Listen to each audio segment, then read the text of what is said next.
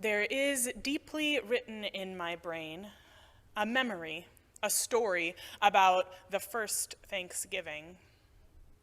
It involves a black construction paper band wrapped around my head, and the outline of what I only know to call a pilgrim hat.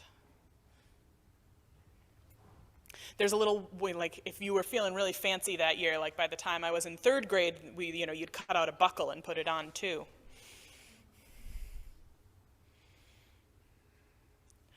Many of you, I think, perhaps have the same story stuck somewhere in your memory, in your brain, wired deeply within you.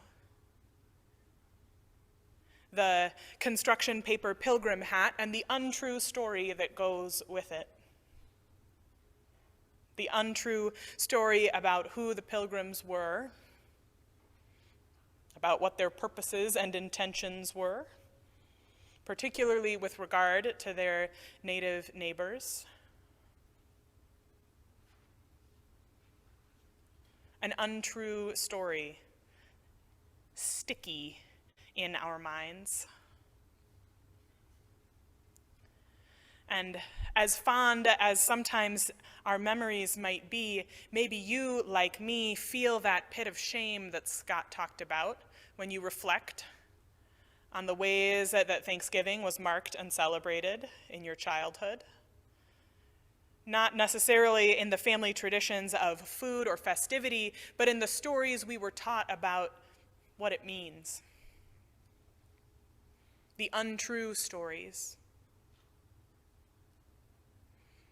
And the true stories that were untold.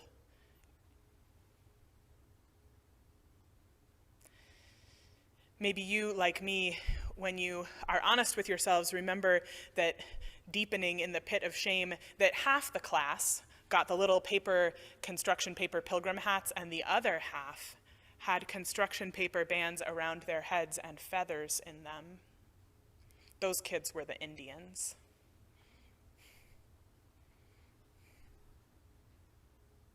An untrue story written deeply in our minds. And these minds, these brains, this lump of stuff between our two ears is complicated, isn't it? We ask a lot of it, and sometimes it performs below our expectations. At least mine does. Maybe yours doesn't, but I do know that mine performs below expectations at times. And one of the things about our brains that psychologists and other cognitive scientists, brain science people, the whole array of them, they study the quirks of our brains and how they work or don't work, as the case may be. And one of the things that is a feature they have found again and again in all kinds of people is a concept called anchoring bias. An anchoring bias is this feature of our brains, or perhaps you think it's a bug. It's both, really. Anchoring bias is this thing that happens where whatever the first piece of information we receive is, we give it an outsized importance for all of time.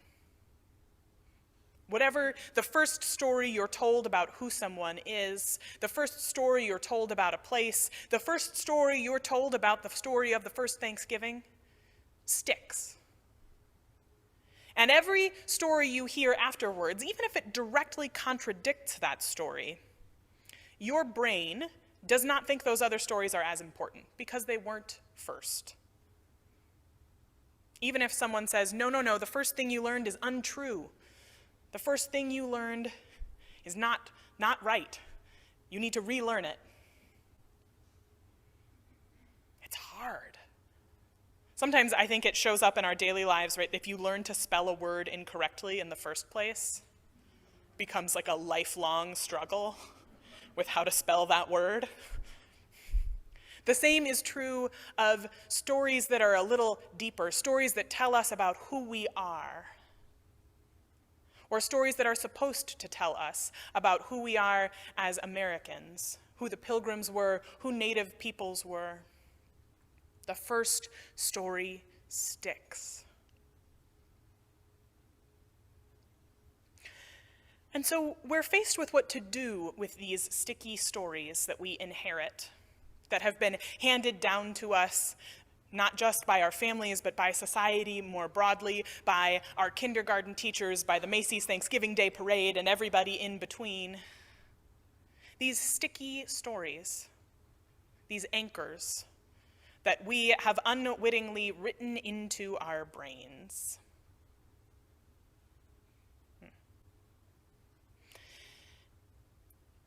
And it's funny, I first learned about anchoring bias, about these sticky stories, and how we love the first piece of information we receive, even if we know it's wrong, because it was brought up in the context of masks and the COVID-19 pandemic. If you will journey with me in a time machine to early April of 2020, perhaps you are not eager to return to early April of 2020. Our visit will be brief. To remember that time early in the pandemic when the messaging was that masks were not important for regular people. Right? That masks were really only necessary for medical professionals who were highly exposed. You and I wouldn't really benefit from them, and we didn't really need them. And we shouldn't buy them, we shouldn't use them, because we needed to leave them for the medical professionals. And it was a first information that stuck. And even, right, as the weeks wore on and it started to become clear that given the science that masks actually did do a great job of preventing the spread of COVID-19, wearing them would protect not only ourselves but also our neighbors, it really mattered. That first story was very sticky. Even for people who consider themselves or ourselves or yourselves, right? We follow the science. We're going to respond to science.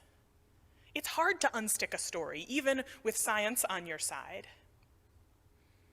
I remember feeling sort of foolish the first time I wore a mask in the grocery store, probably in May of 2020.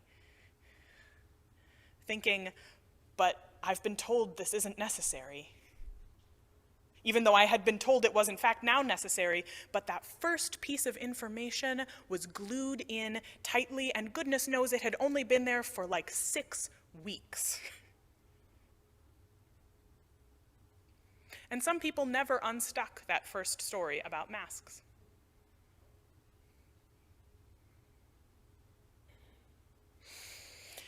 So think about how hard that story was to unstick. About 6 weeks later, I wonder how hard it might be to unstick a story like the story of the first Thanksgiving, written in our minds by our kindergarten teachers, lo, these many years ago.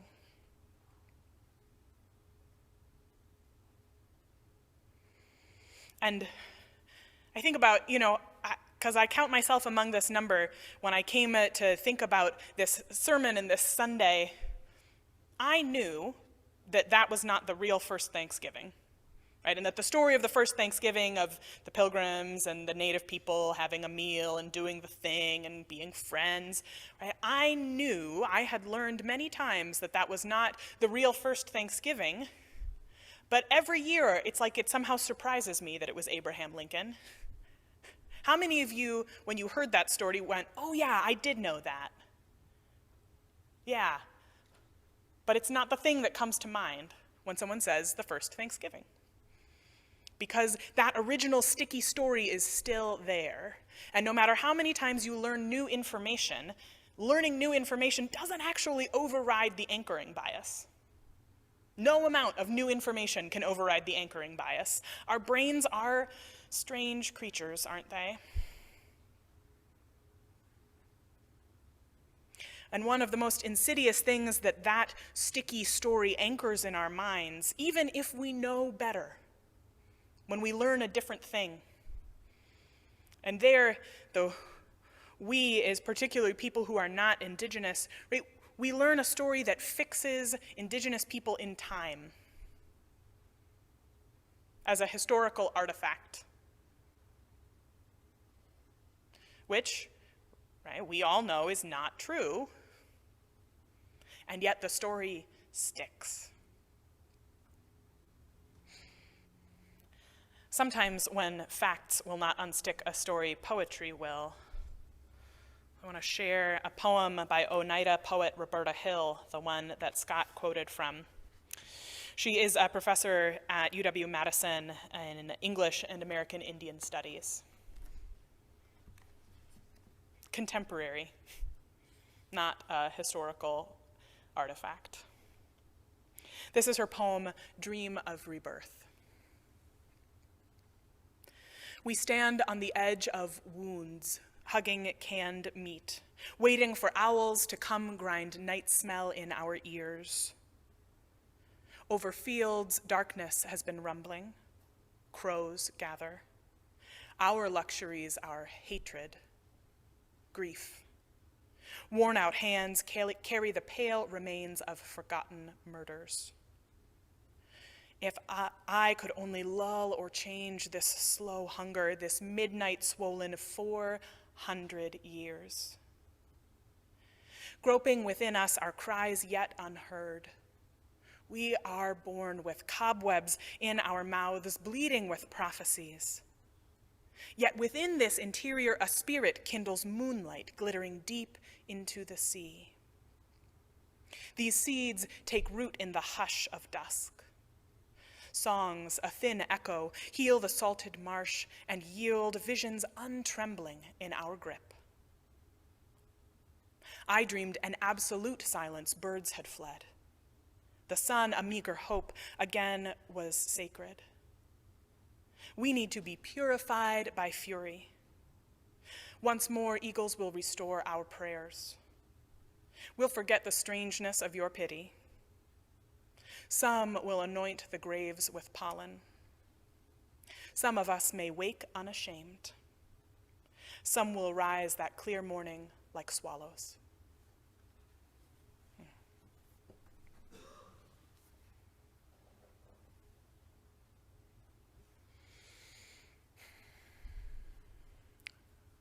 And so we undertake the work of unsticking the stories. And goodness knows, as Unitarian Universalists, we love to be the most learned about something, to be the most right, the most up to date. We have learned the most facty facts about Thanksgiving. We have learned the most facty facts about this thing, and so we must be the most smartest, most advanced.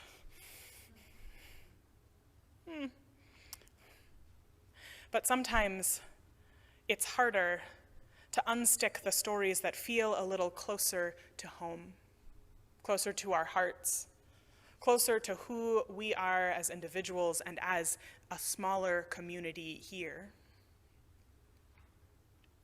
When I was thinking about sticky stories, about those first pieces of information that I think about the phrase get stuck in your craw, right, that gets stuck in our mind. How many of you have been on the receiving end or the perpetuator of, there's no guilt, the sticky story that Appleton is a great place to raise a family?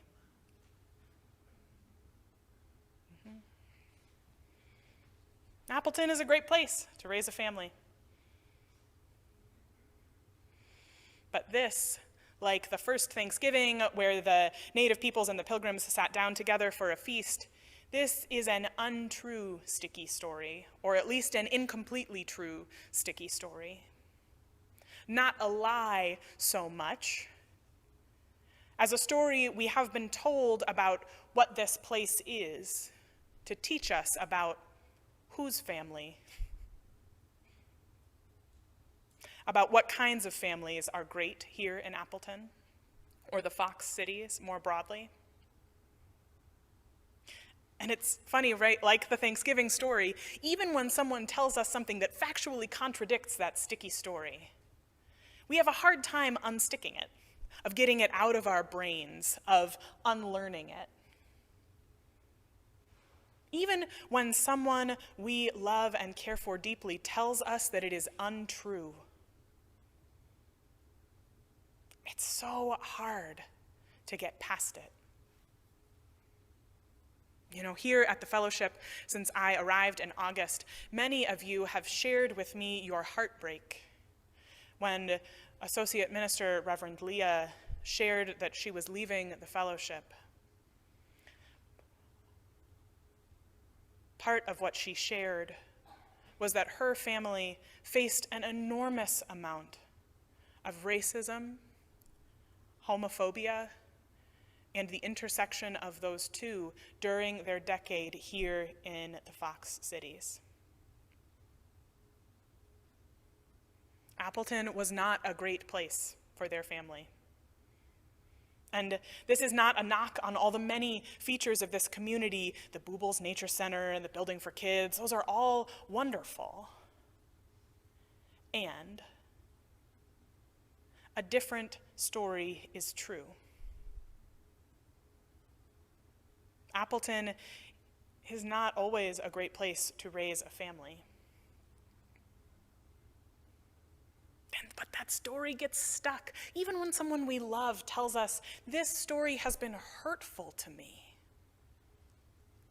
Our brains, bless them in their brainitude, cannot unwrite that first story just by someone saying, you know what, that hurts me. And the heartbreak that many of you have shared with me is it's more heartbreaking because it sort of ends with this question of, I don't know what to do about that. I don't know how we fix that. I don't know what to do in response. And part of what we are called to do in response is to unstick the first stories that have been laid down over time, and that no matter how much we learn or how many people tell us they're not true, that doesn't unstick them.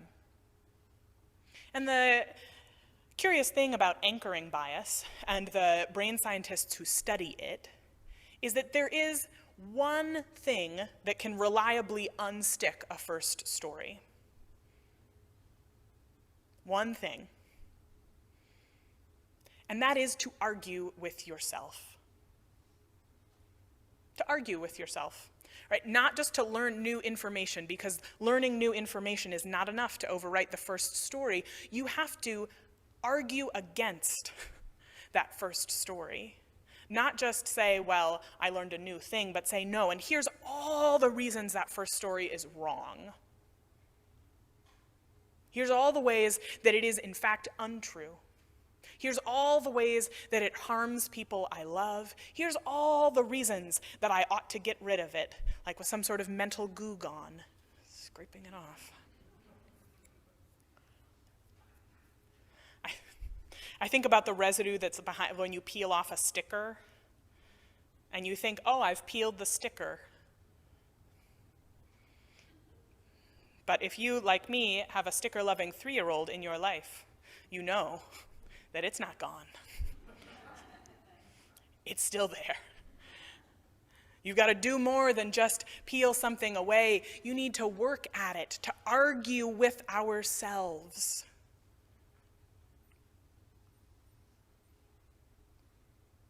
And if you're sitting here thinking, like, God, that sounds like a lot of work, I would offer that here in community, we find a way to connect with the why it matters to unstick those first stories, to connect with the heartbreak that happens when people share with us that a story has not been true for them or that it has harmed them, and to share the possibility and how good it feels when we unstick a story to care for one another. When I think about what unstuck that first story about masks and COVID-19 for me, it was not that I thought, wow, let me wear a mask so that everyone knows that I read the latest aerosol science in the grocery store. It was that I wanted to wear a mask to protect my neighbors, to protect other people, to care for my community. And I think that's the same for at least some of you, perhaps. That part of what unstuck a story for you was that you wanted to take care of other people. You were living beyond your own little bubble.